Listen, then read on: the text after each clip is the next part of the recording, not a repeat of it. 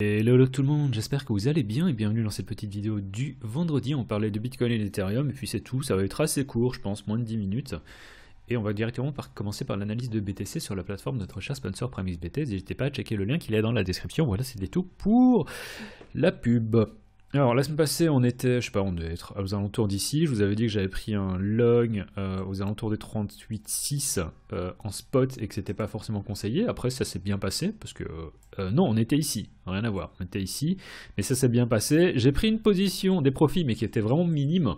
En fait ensuite on a eu les retraces et je me suis dit merde quel con. Je vous avoue que dans ma tête, on était bon pour chercher les 44, voire carrément les 52. Donc dans ma tête, je me dis, bah non, tu prends pas de profit ici, on va aller chercher les 44, on va éventuellement casser les 44 et chercher les 52. Ça s'est pas du tout passé comme ça, voilà, j'ai déconné.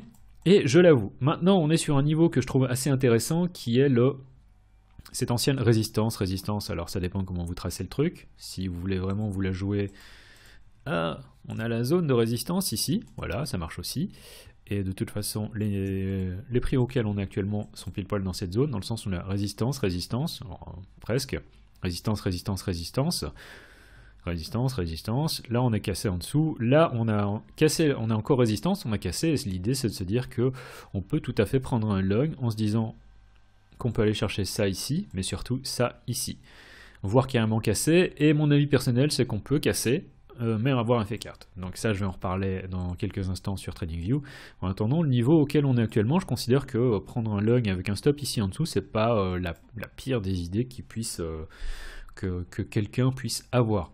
Voilà, ça c'est pour BTC. Honnêtement j'ai pas grand chose à dire, que ce soit en hebdo ou en daily. Honnêtement en hebdo on est toujours au sein de... On va regarder ça ici. Honnêtement en hebdo on est toujours... Alors il faut que je prenne l'hebdo, hein. On est toujours entre les 44 et les 36. 43 on va dire. 43 et 46. Donc ça fait depuis le début de l'année, donc ça fait alors de rien presque 3 mois qu'on est au sein de cette consolidation. Et qu'il ne se passe pas grand chose, qu'on a certes de la volatilité, mais qu'il ne se passe pas grand chose. Donc moi j'ai pas grand chose à dire là-dessus. Si on regarde en daily, bah, c'est la même chose. Hein. On est au sein d'un range, au sein d'une consolidation, avec le petit mec, on est en droit de se dire... mais on est potentiellement en train de former quelque chose. Et ce quelque chose, c'est un triangle ascendant, et c'est ça que je voudrais voir. Donc, ce serait éventuellement qu'à partir des niveaux où on est actuellement, on arrive à avoir une cassure. Je ne m'attends pas forcément à avoir directement la cassure des 46, parce que c'est un niveau mensuel qui est assez fort, c'est l'ouverture de l'année également, et je pense qu'on aura un fake out qui donnera lieu éventuellement à un mouvement au niveau des prix qui pourrait nous réintégrer à l'intérieur de ce range, où on trouve du support, et en fait on viendrait former une espèce de triangle ascendant. On aura une cassure, on aura une consolidation ici, avant d'avoir une cassure qui nous mènerait à 52. Ça, c'est ce que je voudrais voir. Est-ce que ça va se passer? Je sais pas, d'autant plus que, bon, vu comment je le décide, ça nous met directement en mai. On n'est pas encore là, mais c'est quelque chose que je garde à l'idée. Et je considère que prendre position à partir des niveaux où on est actuellement, honnêtement, c'est pas la pire des choses qu'on puisse faire. Avec un stop qui est assez tight, hein, finalement. Et c'est tout. Honnêtement, j'ai pas grand chose à dire dans ça. C'est la seule chose qui me ferait éventuellement vraiment prendre un log, d'autant plus qu'à chaque fois on voit, on a un pump, on retrace, on vient chercher dans le dernier niveau de consolidation sans jamais casser, c'est-à-dire qu'on fait jamais, on casse jamais le creux. Ici on n'a pas cassé le creux, enfin on n'a pas cassé ce creux là avec celui-ci, on n'a pas cassé ce creux là avec celui-ci, et là on a fait directement un dump. Mais je considère que c'est pas non plus trop fou. Si maintenant on commence à casser ça ici en dessous, ça remet totalement en cause l'idée de « Ah, on a un triangle ascendant et il faudra faire gaffe ». Parce que là, c'est la porte ouverte à aller chercher plus bas, voire les 32. C'est tout bête, hein. C'est pour ça qu'avoir un stop qui est très tight, honnêtement, je considère que c'est pas débile. Éventuellement, si vous voulez avoir un stop en dessous des 37, c'est bien.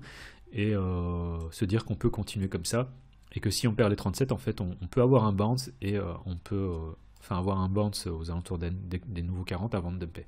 Donc vous voulez pas perdre cette droite de tendance, qui est à mon sens assez importante. En Ethereum contre USD, alors Ethereum contre BTC par contre, d'abord, pardon. En hebdo, bah honnêtement c'est toujours la merde. Tant qu'on n'est pas au-dessus des, je dois dire 68, pour moi ça sert à rien d'essayer de prendre des longs là-dessus. Du moins en hebdo, et tout ce qui nous ramène près des 68 voire 69 en hebdo, pour moi c'est shortable. Et quand on regarde le daily, ben c'est la même chose. On a perdu le niveau, on a fait le retest, on a continué de dumper. La seule chose positive, c'est que ce niveau ici, on pourrait se dire qu'on est venu, on est venu chercher la liquidité, on a fait un rebond. Et là, il faut voir comment est-ce qu'on va évoluer ici. Mon avis personnel, c'est que faut regarder en 4 heures. En 4 heures, on a un truc qui est intéressant, c'est quoi? Alors, je ne prendrai pas de long ici. En aucun cas, je prends un long ici. Mais si on revient chercher à nouveau le niveau qui est support, support, support ici, support là, ou ici on considère que ça, c'est un fake out, que ici on a une cassure de structure de marché, pour moi, c'est un setup plus que positif pour prendre à 0.65, un 0.065 pour prendre un long ici, avec un stop ici en dessous, pour me dire qu'on va aller chercher les 68. Est-ce qu'on va aller casser les 68? Honnêtement, ça me paraît un peu compliqué, mais chacun, enfin, on fait du niveau par niveau. En attendant, pour moi, c'est le genre de truc que j'aime bien et je verrais bien ça se passer. Ici, je prendrai pas de long parce que je verrais bien des prix qui font pas grand-chose, où les gens se disent hey, c'est pas mal ce qui se passe sur Ethereum BTC, ils prennent un long et ils se font en fait avoir et c'est ici que les prix rechutent et ils vont mettre leur stop ici, hein, c'est certain. On va les sortir sur cette position. On va aller chercher plus bas et en fait on va continuer à remonter. Et ça, ce serait le pire des scénarios. Pourquoi? Parce que vous aviez un biais bull qui était correct, mais simplement vous êtes fait sortir sur le trade. Donc voilà. Ethereum BTC, j'ai pas envie de shorter ça pour le moment, parce qu'on a quelque chose qui est positif, en 4 heures du moins. Et je pense qu'on peut aller chercher les 68, où là on aurait éventuellement quelque chose de shortable. Et l'idée ce sera de shorter les 68 pour aller chercher à nouveau les 65. Parce que chaque niveau à la fois, et si on commence à vraiment recasser ça ici à nouveau, on pourrait vraiment aller chercher plus bas. Donc doucement, mais un niveau à la fois, et pour le moment on est toujours aussi en train de consolider sur Ethereum BTC, même si j'ai un biais bear là-dessus concernant le daily et l'hebdo, mais en 4 heures on a quelque chose qui se met en place. Voilà, j'ai pas grand chose en plus à dire en dehors de ça. Ethereum BTC, Ethereum USD pardon, oh, j'y arrive pas. En hebdo, on est toujours au sein de cette consolidation, hein, aussi depuis le début de l'année. J'en parle également déjà depuis un certain temps, et c'est pour ça que je ne traite pas Ethereum USD. Pourquoi? Parce que bon, on a toujours cette de tendance, et pour moi, tant qu'on n'a pas une cassure, que ce soit à la hausse ou à la baisse, on est toujours au sein de ce range.